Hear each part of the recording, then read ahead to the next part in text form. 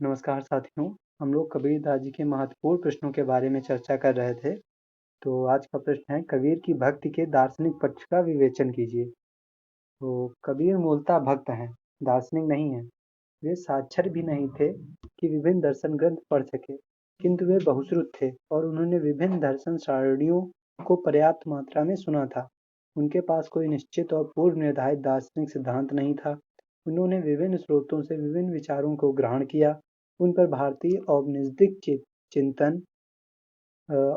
चिंतन, शंकर के अद्वैतवाद, नाथपंथियों की योग साधना, सूफियों के भावनात्मक रहस्यवाद और वैष्णवों की जीवन दृष्टि का प्रभाव पड़ा।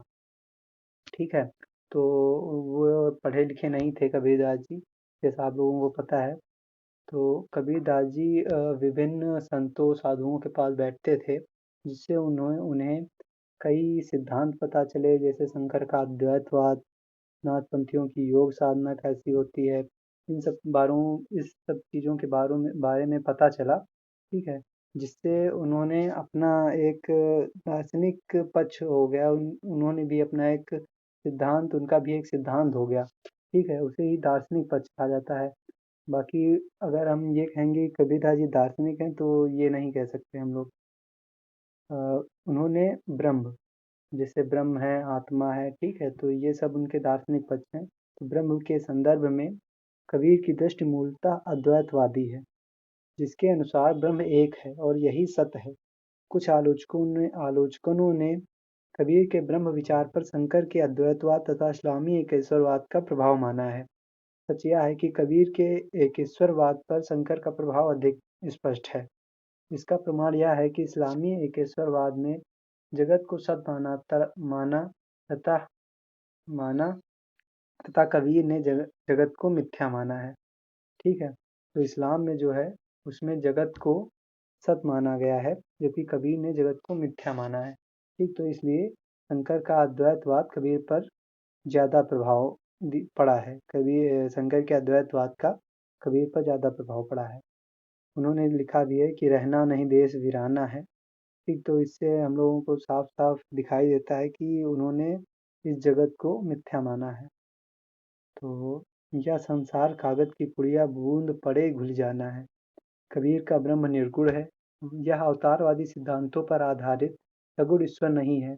उन्होंने सगुणता का खंडन भी किया है। दशरथ सुत त्यों लोक बखाना, राम नाम का मरम है आना।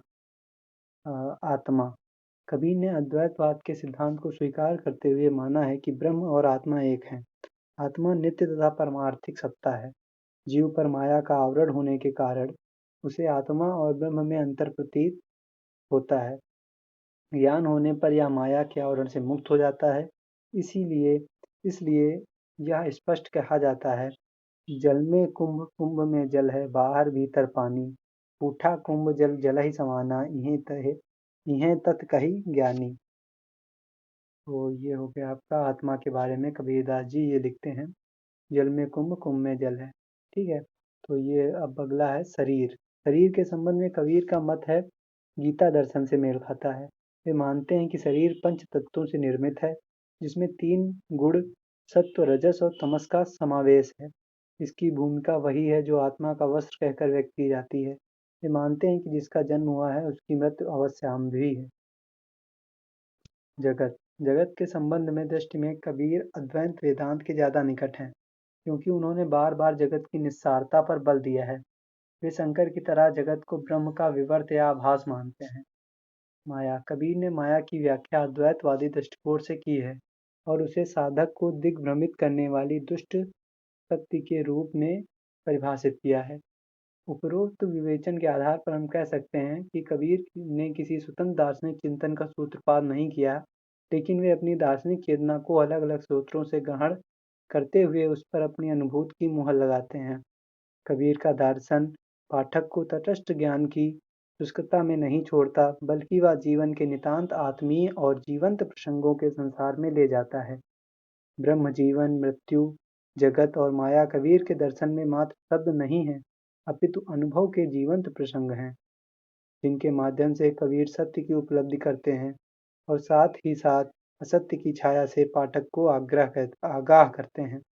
दर्शन कबीर के यहाँ उद्देश्य नहीं है वरन भक्ति का साधन है। इस रूप में वह पर्याप्त भी है और प्रासंगिक भी। तो ये हो गया आपका कबीरदास जी का दार्शनिक पक्ष। अब ये आपका आंसर कंप्लीट हो गया है। अब कबीरदास जी की काव्य कला के बारे में हम लोग अगले वीडियो में पढ़ेंगे। धन्यवाद।